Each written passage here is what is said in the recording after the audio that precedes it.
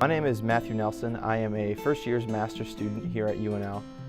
I am studying agronomy and horticulture with a specialization in weed science as my degree program.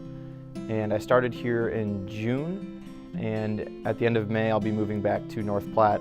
We do research through the West Central Research and Extension Center is kind of my research location.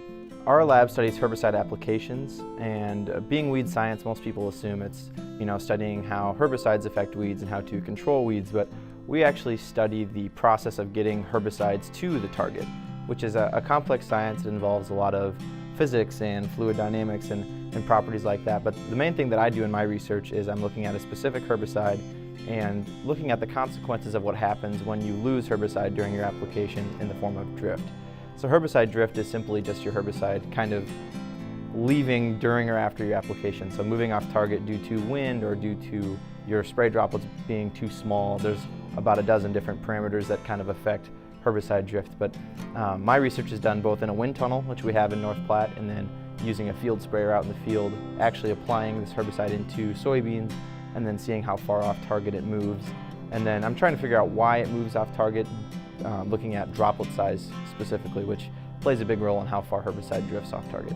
Talking about why nozzle size and type and then droplet size matters comes down to a couple different things. So farmers have a wide variety of nozzles they can use, different manufacturers, different sizes, different types.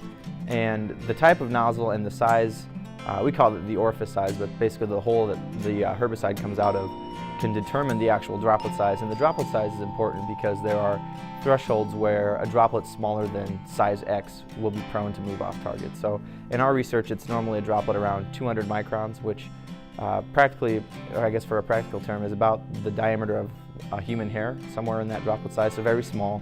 Normally you can't see them unless there's a bunch of them kind of in a cloud and it's almost a fog at that point.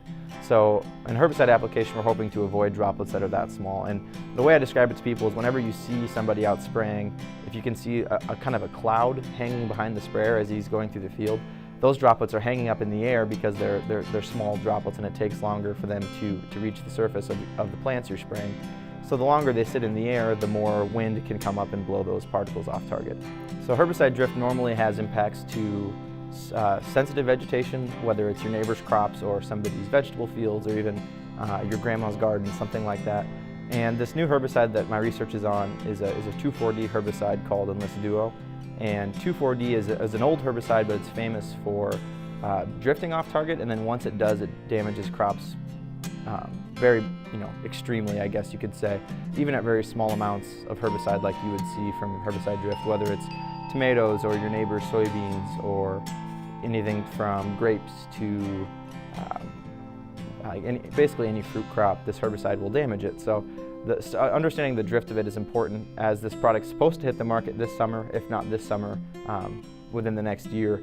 And it'll be of great benefit to farmers because it's an effective product and it's a good herbicide.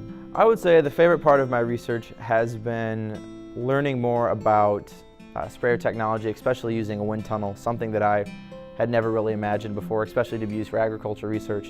A lot of times you hear about wind tunnels and aerodynamics or testing building materials, but we use ours to basically measure the size of droplets as they come out of a nozzle. We actually use a laser, which is kind of cool, get to play with lasers. And we can push wind through a wind tunnel at like 15 miles an hour to see how far those droplets move once you spray them out of the nozzle.